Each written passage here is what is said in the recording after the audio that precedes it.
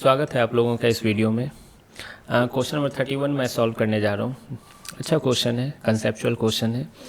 Question कह रहा है कि एन एलिवेटर यानी लिफ्ट है ना, मैं लिफ्ट ही यूज करूँगा शब्द। An elevator is descending with uniform acceleration, यानी एक एलिवेटर है वो यूनिफॉर्म एक्सीलरेशन से डिसेंड कर रहा है, यानी नीचे जा रहा है। ठीक है।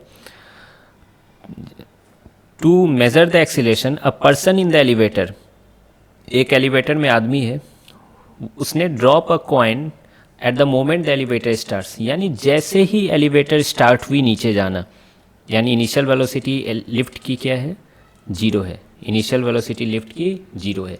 तो जैसे ही लिफ्ट है ना शुरू हुई नीचे जाना, एक्सीलेट करना शुरू हुई नीचे के डायरेक्शन में, इसने ड्रॉप कर दिया, इसने ड्रॉप कर दिया एक सिक्के को। ठीक है।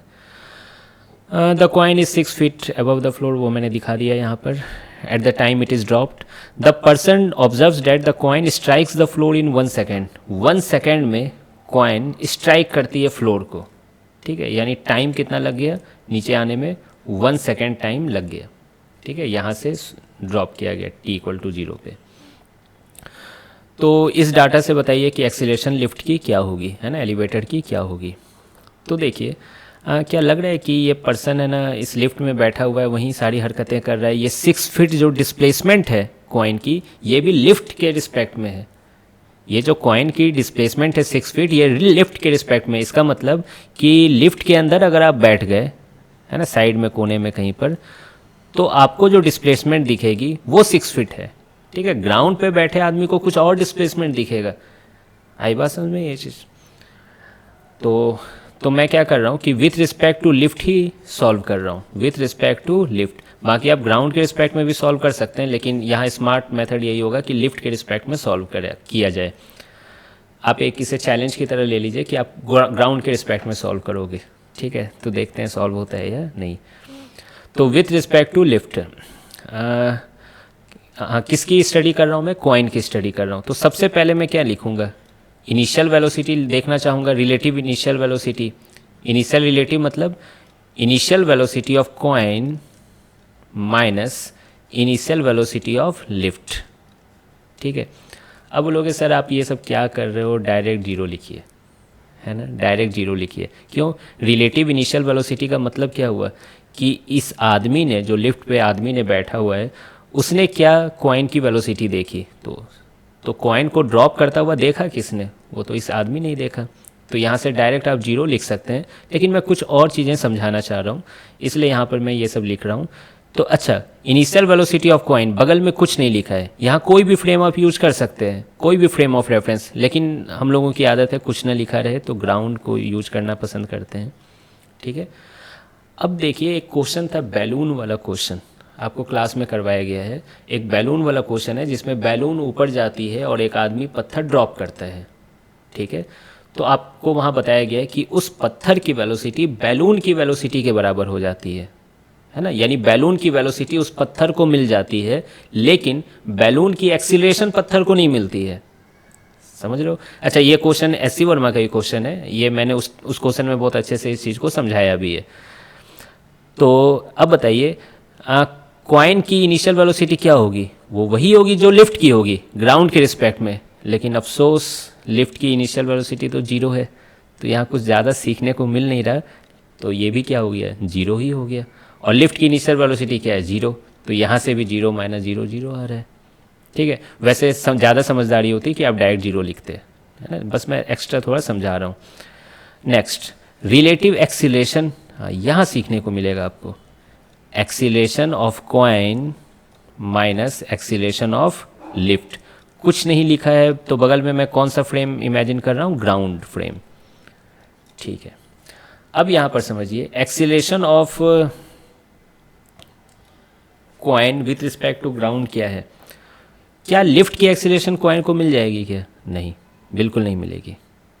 अभी मैंने समझाया, बैलून की एक्सीलरेशन पत्थर को नहीं मिलती थी, तो लिफ्ट की एक्सीलरेशन कॉइन को नहीं मिलेगी। कॉइन की एक्सीलरेशन ग्राउंड के रिस्पेक्ट में आज भी g है ना, g है, नीचे के डायरेक्शन में g है।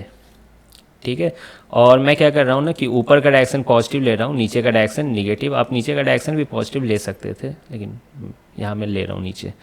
तो acceleration of coin with respect to ground क्या है, g minus j cap, g minus j cap, ठीक है। और ये माइनस फार्मूला का माइनस है, रिलेटिव है ना, रिलेटिव होता है ना, u a b, u a minus u b, उसी का माइनस है ये। Next, acceleration of lift with respect to ground क्या है, यही है। और ये कितना है, a minus j cap. I hope आप समझ रहे होगे। माइनस जे कैप कॉमन ले रहा हूँ मैं, तो जी माइनस ए माइनस जे कैप। तो आई होप ये समझ में आ रहा होगा आपको। फिर उसके बाद तो मैं क्या लगाऊंगा, इक्वेशन ऑफ मोशन लगाऊंगा रिलेटिव के फ्रेम में, मतलब लिफ्ट के फ्रेम में। S relative equal to u relative into t plus half a relative into t square. अच्छा, आप जानते हो कि टाइम फ्रेम का मोहताज नहीं होता, तो किसी भी फ्रेम से देखो ये 1 सेकेंड ही रहेगा टाइम किसी भी फ्रेम के लिए। और लेकिन डिस्प्लेसमेंट, इनिशियल वेलोसिटी और एक्सीलरेशन वो फ्रेम पे डिपेंड करती है, इसलिए मैंने सब जगह रिलेटिव यूज किया है। अच्छा, डिस्प्लेसमेंट किस डायरेक्शन में, नीचे के डायरेक्शन में। पत्थर ऊपर से नीचे आया, कॉइन ऊपर से नीचे आया, तो डिस्प्लेसमेंट नीचे के डायरेक्शन में। तो मैं इसको क्या लिखूंगा, 6 माइनस जे कैप। समझ रहे हो आप। इनिशियल वेलोसिटी 0 है रिलेटिव में। एक्सीलरेशन अभी अभी आपने देखा कितना है, जी माइनस ए और माइनस जे कैप में। और टी का स्क्वायर कितना है, टाइम, कितना टाइम लगा है 1 सेकेंड, तो 1 का स्क्वायर हो जाएगा यहाँ पर, ठीक है। अब आप इसको सॉल्व कीजिए, माइनस जे कैप को हटाओ यार, बेकार का लिख रहा था। जी माइनस ए कितना हो जाएगा, 12 होगा ना, हाँ सही है। तो ए की वैल्यू कितनी हो जाएगी, जी माइनस 12 आता है ना इधर उधर करने के लिए। ए की वैल्यू जी माइनस 12 हो जाएगी। अब देखिए जी की वैल्यू, अच्छा यहाँ सारा डाटा जो है फिट में है, सेकेंड में है, ठीक है।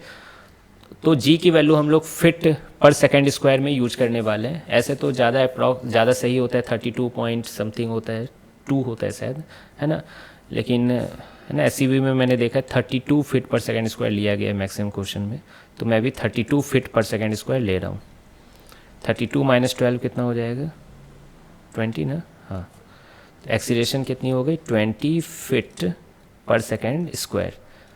तो आई होप कि आपको ये आंसर समझ में आ गया होगा, है ना। जी की वैल्यू लिख दूं क्या यहाँ पर, जी की वैल्यू नीचे जो है 32 फीट पर सेकेंड स्क्वायर लेना है यहाँ पर, है ना। मैं आंसर की देखा था वहाँ फीट पर सेकेंड स्क्वायर में ही है, आप मीटर पर सेकेंड स्क्वायर में भी निकाल सकते हो। ठीक है, तो फिर ये अच्छा क्वेश्चन था, है ना। मिलते हैं फिर नेक्स्ट वीडियो में।